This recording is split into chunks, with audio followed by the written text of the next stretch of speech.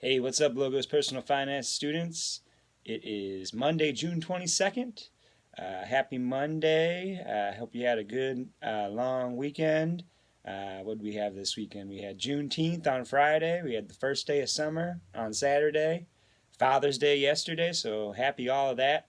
And happy first day of week 3 of term 6. We're on day 60 overall of our e-learning experience, but we are, almost to the halfway point of term 6. Midterm is later this week, so we want to keep this rolling. This econ lowdown, personal finance thing, blackballed, all that good stuff. So let's go ahead and get right into it. We'll check out the econ lowdown, see what's on the agenda for today. Go ahead and open up our blackboard. There it is.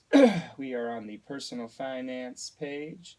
And we're going to go right to the econlowdown.org link. Check it out.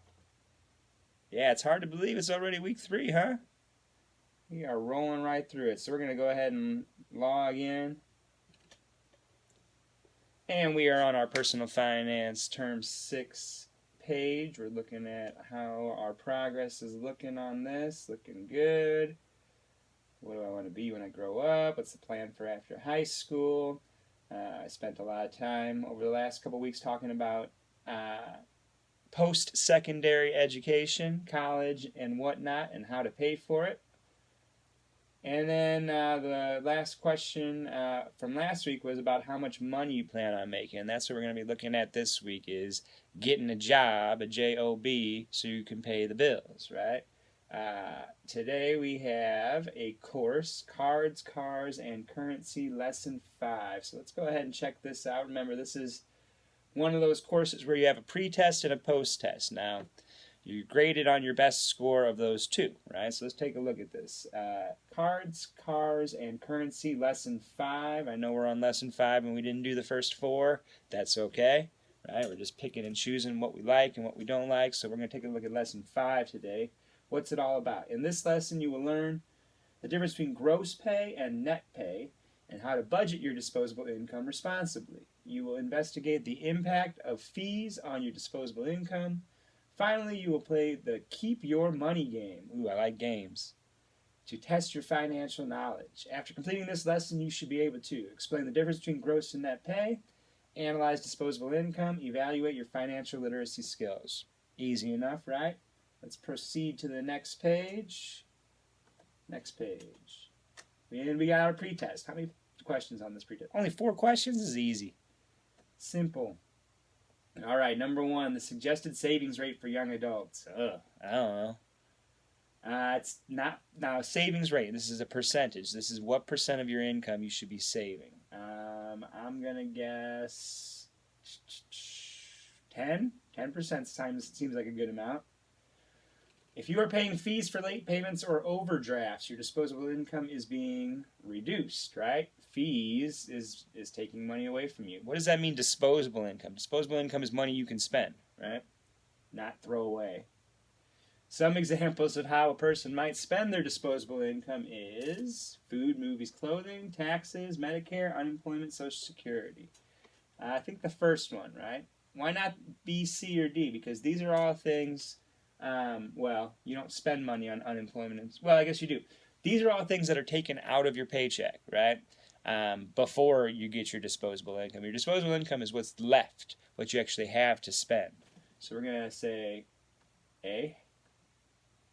And net pay is the amount a worker takes home, but it also reflects the amount available to spend or save, which is called disposable income. Boom. All right. Let's proceed to the next page. Let's take a look at it. Oh, it's payday. Okay, so they're getting into the difference between gross pay and net pay. And some of you who've had a job or have a job, you've seen this before. This is your paycheck stub, right? Your earnings statement, it's also known as. Used to be called a paycheck stub when we actually got paper checks. A lot of jobs nowadays do something called direct deposit, where the money is deposited directly into your bank account. And whether or not you get a paycheck or direct deposit, you will always get something like this. You might not get a paper copy of it. You might get a digital copy of it emailed to you, or you'll have to log into a website to see it. But they have to provide this to you. And what is this information that you find on this earnings statement? Well, a whole bunch of information, right? It's got your information, your social security number, employee ID, but it also has how much you got paid, how much you earned during the pay period, everything that was taken out of your earnings, and then how much you take home. So gross pay is how much you earn, right? And on this earnings statement, we see that Jane Doe earned $168, but she only took home, her net pay was $124.91.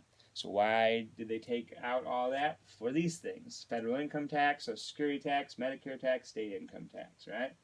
So gross pay versus net pay, and there they are right there. Gross pay is what you earn, net pay is what you take home. All right. Pretty simple. I wonder how we did on the pretest. Let's see. We got 100% on the pretest. Hey, hey. If you get 100% on the pretest, you don't have to take the post-test, right? You're done.